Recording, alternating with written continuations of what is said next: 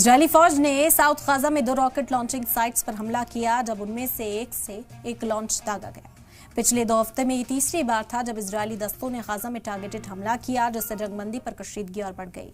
Israeli फौज ने West Bank पर भी अपनी कार्रवाई तेज कर दी है। पीर को आईडीएफ ने जेनिन में फिलिस्तीनियों के खिलाफ अपने ऑपरेशन का एक वीडियो जारी किया। यह हमला इजरायली टैंक की तरफ से कई दहाई में पहली बार वेस्ट बैंक में दाखिल होने के एक दिन बाद हुआ।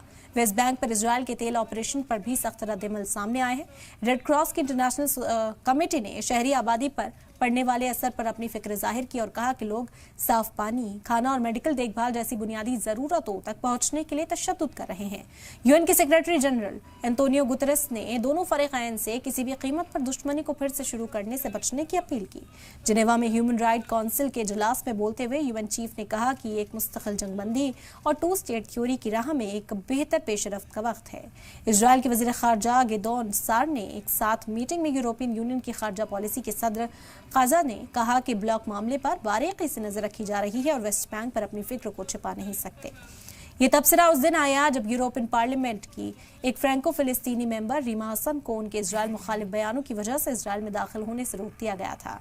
इसी बीच फ्रेडरिक मेर्ट, जो अगले जर्मन चांसलर बनने के लिए पूरी तरह तैयार हैं, उन्होंने इजरायल के वज़ीर आज़म बेंजामिन नेतन्याहू को जर्मन आने का न्योता दिया, जबकि उनके खिलाफ इंटरनेशनल क्रिमिनल कोर्ट की तरफ से गिरफ्तारी वारंट जारी किया गया।